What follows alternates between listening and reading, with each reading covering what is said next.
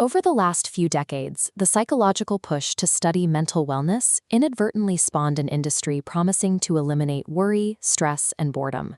This pursuit has turned natural emotional dips into conditions to be cured. Experts observe that treating everyday struggles as illnesses removes a vital tool for processing reality. Young people experiencing natural grief after a breakup, for instance, are frequently encouraged to medicate themselves rather than work through the pain. A functional emotional repertoire requires the full spectrum of feelings.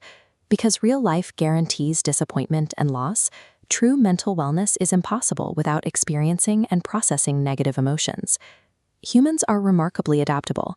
When we achieve major life milestones, like landing a major promotion or getting married, our emotional baseline shifts almost immediately. This line graph maps happiness over time, illustrating what psychologists call the hedonic treadmill. The metric spikes dramatically at the moment of achievement, but it rapidly decays right back to a flat, continuous baseline. Because we adapt so quickly to new accomplishments, that rapid emotional decay leaves us feeling that something is missing. We immediately start coveting the next possession or eyeing the next social advancement, keeping lasting satisfaction just out of reach.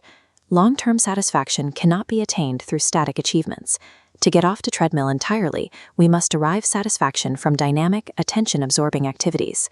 Even our environment sabotages our well-being, specifically through the overwhelming volume of daily choices we face, ranging from consumer goods to major life decisions. This split-screen visualization demonstrates the paradox of choice.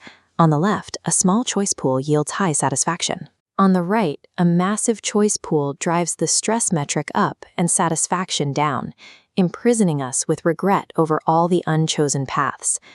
This stress is compounded by the tyranny of the positive attitude. Forcing an optimistic coping mechanism onto a naturally anxious person doesn't work. It actively causes them to fail and feel worse about that failure.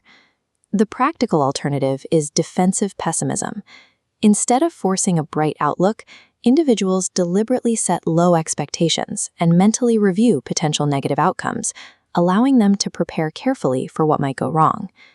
Discarding forced optimism in favor of strategic pessimism, while strictly limiting everyday choices, drastically increases both the probability of actual success and a person's overall well-being. If static achievements and forced positivity fail to sustain us, we have to look at the neurological mechanics of goal-seeking to see what actually registers as happiness. This diagram visualizes neuroscientist Richard Davidson's findings. As the progress bar advances toward a goal, the physical act of working suppresses negative emotions. We see the metrics for fear and depression proportionally decrease, while positive feelings activate. The active process is the reward. Neurologically, anticipating the achievement of a goal triggers a far higher positive response than actually crossing the finish line. True happiness is never a final destination. It is an active, ongoing behavioral experiment tied directly to living out your personal values. The mainstream happiness model fails because it treats sadness as a defect and joy as a permanent static state. Optimal well-being requires accepting your negative emotions, utilizing tools like defensive pessimism to navigate reality, and focusing your attention entirely on value-driven progress. This psychological breakdown was brought to you by the IELTS FOCUS. Reach out on Zalo at 084-770-5973 to learn more.